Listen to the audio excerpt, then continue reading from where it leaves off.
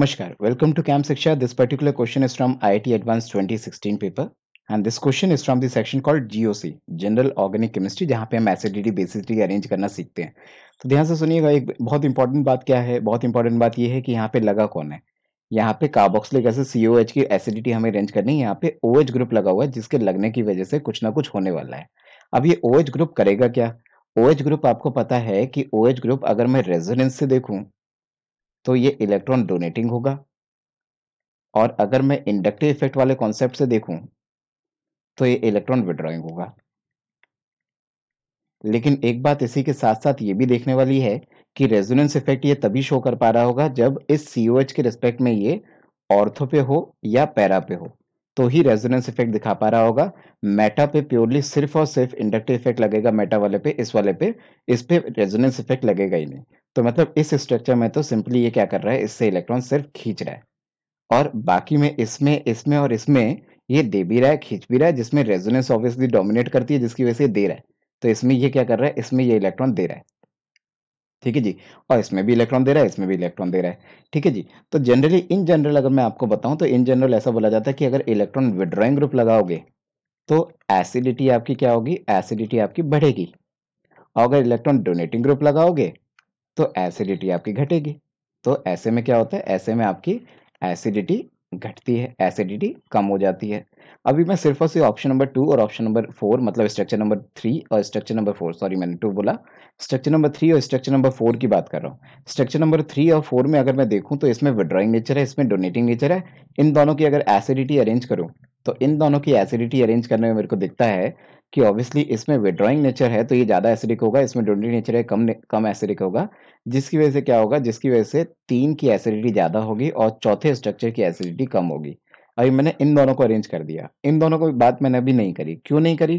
क्योंकि special effect आता है जो कि यहाँ पे गड़बड़ कर देगा, नॉर्मल ट्रेंड से नहीं चलने देगा आपको। वो कहलाता है, वो इफेक्ट कहलाता है ऑर्थो इफेक्ट। ऑर्थो इफेक्ट अगर आपको पता है तो अच्छी बात है, नहीं पता है तो इतनी कम से कम इतनी मिनिमम बात तो मेरी सुन लो। क्या? कि अगर आपके पास कोई बेंजोइक एसिड है और उसके ऑर्थो पोजीशन पे अगर कोई भी ग्रुप लगा है, रिगार्डलेस ऑफ द फैक्ट कि वो इलेक्ट्रॉन डोनेटिंग है या विड्रॉइंग है, कोई भी ग्रुप लगा है तो वो उसकी एसिडिटी को बढ़ाता है। तो ये बात पक्की है कि इन दोनों की एसिडिटी इन दोनों से ज्यादा होगी, इसलिए मैंने इन दोनों को इसके साथ ट्रीट ही नहीं किया, इन दोनों को अलग से ट्रीट किया, इन दोनों को मैं अलग से बात करूंगा।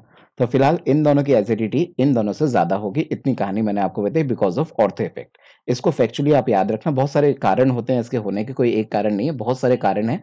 वो सब कारण मिलके, वो सारे लॉजिक्स मिलके तब जाके ये एक्सप्लेन होता है। मैंने शॉर्टकट में आपको इतना बताया।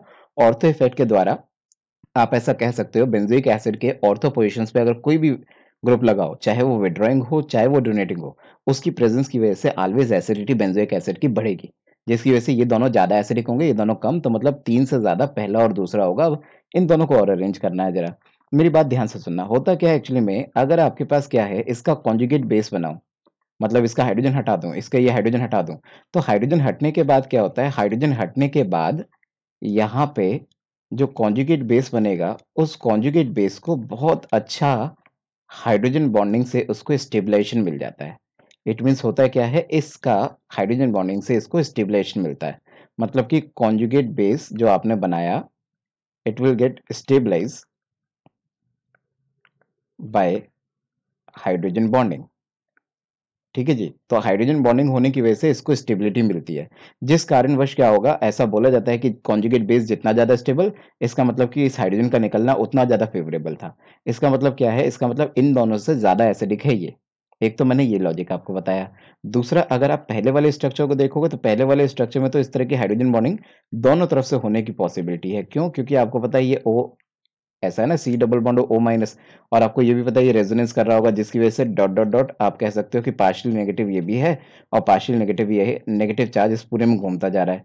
तो अगर मैं आपसे बोलूं एक OH इधर है और एक OH इधर है, तो इस तरह की हाइड्रोजन बॉन्डिंग का स्टेबलाइजेशन दोनों तरफ से लग रहा होगा, इस तरफ से भी लग रहा होगा और इस तरफ से भी लग रहा होगा। तो ये even more stable conjugate base हो जाएगा। तो ये वाला कॉन्जुगेट बेस तो और भी ज्यादा स्टेबल हो जाएगा।